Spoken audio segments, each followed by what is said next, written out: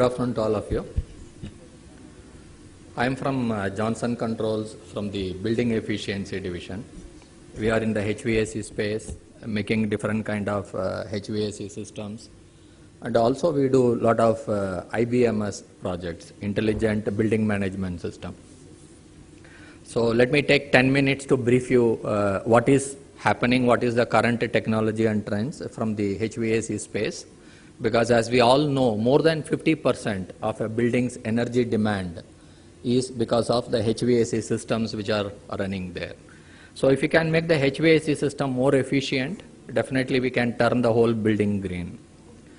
Right from the beginning of a building's life cycle, from the time it is being constructed till it is handed over, being maintained by the facility management team there, at different parts of its life cycle, the building management team, they have their own challenge. Starting from the economic management, how to reduce cost when the building is 10 years old, 15 years old, whichever tenant is occupying it or is owning it, their prime consideration will be how to bring the energy cost down. Continuously pressing energy and environmental regulations from the government. In the morning we were listening to different views being expressed, how the government is taking serious note of turning India green, turning the construction industry green.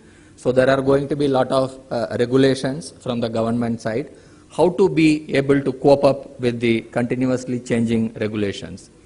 Strategic goals, optimizing, and also how to maintain the whole building and turning the whole business operation which is taking place inside into a profitable one for everyone to benefit. Now, we all know the HVAC has a significant contribution on the energy demand of a building. So right at the time of planning a HVAC system for a building, we start from the energy modeling approach. There are different softwares available, energy modeling tools. Some are freely downloadable, some are proprietary softwares which have to be purchased. And this is, the whole industry is very familiar with many of these tools.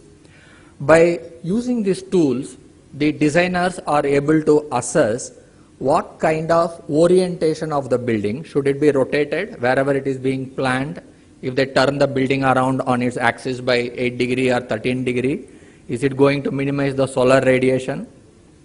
What kind of a building envelope is being planned? The kind of thermal insulation that may have to be applied on the walls, roofs, the kind of special glazing, special glasses that they may have to use to reduce the solar heat gain. So all these things are assessed by the designer, and when a properly designed building is finally put on the drawing table, very easily we are able to see the total air conditioning load being reduced as much as 40 to 50%, which significantly contributes to save energy and turn the building green. Previously, we used to look at figures of whenever we are asking for air conditioning this room, what will be the capacity of air conditioner required? We used to go by a thumb rule, maybe 1 ton capacity for 100 to 150 square feet. But because of all these building envelopes approaches being used, the analytical tools being deployed properly, now we are looking at the figure of at least 1 ton being able to serve 400 square feet plus. And continuously the consultants and owners of the building are trying to further enhance this number upwards. So this is a very good progress we have made. Talking about energy saving concept in a building, one more key thing is the indoor design temperature itself. Normally there is a preconceived notion in all our mind, right from our relatives at home, air conditioning is air chilling. Whenever we walk into the room, we want a cold air blast to blow on our face. So each degree centigrade, if we can increase the indoor design temperature, instead of setting it at 22 or 20, if we can take it up. Currently, IGBC is coming out with a revised rating for the IGBC new construction rating standard. There, instead of 24, the indoor design temperature is being revised to 26 degrees centigrade. Each degree centigrade we are increasing the indoor room temperature setting on the thermostat, it leads to significant energy saving. So this is one more change we are actually seeing being practiced in many of the commercial establishments. And since morning I am observing how good is the indoor comfort in this particular conference hall compared to many other conference hall in different other hotels where we feel very chilled. Just in 5-10 minutes we sit, we start shivering. Then we tell them reduce the cooling. He cannot reduce, he simply switches off and switches on in a cyclic fashion. So compared to that, here the temperature which is being maintained is very comfortable. So definitely I am sure this hotel must be saving very good energy. Talking about the air conditioning technology trends, both in residential premise, wherever the estate developer is offering air conditioned residential buildings, or many commercial buildings, only two technologies are coming out predominantly winning. One is the VRF, variable refrigerant flow. A typical layout is shown here, which has already become popular in the last 7-8 years in India. Even in residential complexes it is being offered by developers because it offers lot of flexibility. Number one, it is so elegant. The outdoor unit which you see, the 3 boxes sitting there, can be put on the rooftop or can be hidden away behind the building as per the interior designers or the architect's aesthetic design approach. This can be combined to so many indoor units. We can have indoor units serving this kind of a hall with a ducted indoor. We can have cassette indoor, we can have a wall mounted split. So the outdoor box can easily connect to 34 indoors, 54 indoors, depending on the system architecture, the way they select the equipment. So it improves the aesthetics, it saves energy compared to individual room air conditioners or a ducted or package air conditioner which simply chills the whole floor plate regardless of whether the cabin is occupied or not, whether the conference hall is being used or not. So this is one reason, because of the energy efficiency and good aesthetics, this has become very popular.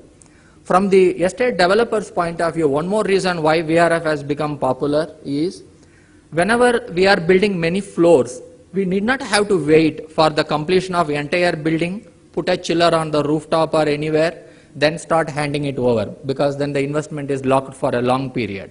So here, as each floor is getting ready, the builder can simply put a VRF system to serve that particular floor plate, can immediately rent out or sell or lease out. So there is immediate return on the investment being made. So this is one more reason why the VRF systems are becoming popular. The only hitch here currently we are facing is there are many brands from China, from Japan, from Korea who follow different rating standards of their origin countries. So comparing and figuring out which system is offering what efficiency many times becomes quite challenging. So currently the Association of Air Conditioning Manufacturers in India, the name is RAMA, along with ISHRE and BEE, they have just started discussing about India standard for VRF systems. So once that comes in force, maybe in a year or two, at least this confusion that we have, which brand's efficiency is at what level, that will be cleared very soon. The second popular HVAC equipment with which many of us are familiar is the chillers. The one key thing which has happened, which has revolutionized again the energy consumption pattern in the central air conditioning industry is the introduction of magnetic bearing centrifugal chillers. Many manufacturers have adopted this, not only just 1 or 2 brands. Many are offering, so there is a choice for customers to choose. Without any doubt, compared to a regular centrifugal chiller, the magnetic bearing centrifugal chiller, because there is no frictional loss for the bearings.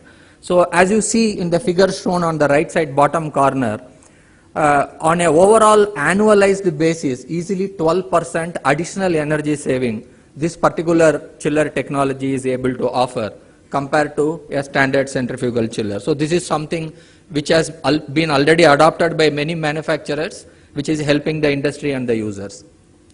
Normally, whenever we talk of equipment, we talk of generally the high side equipment, a VRF system or a chiller or a ducted AC or a package AC. Generally the discussion ends there.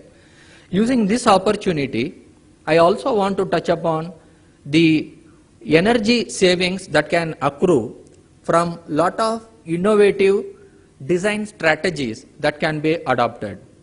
For example, this explains a simple schematic of an air handling unit which is sitting here.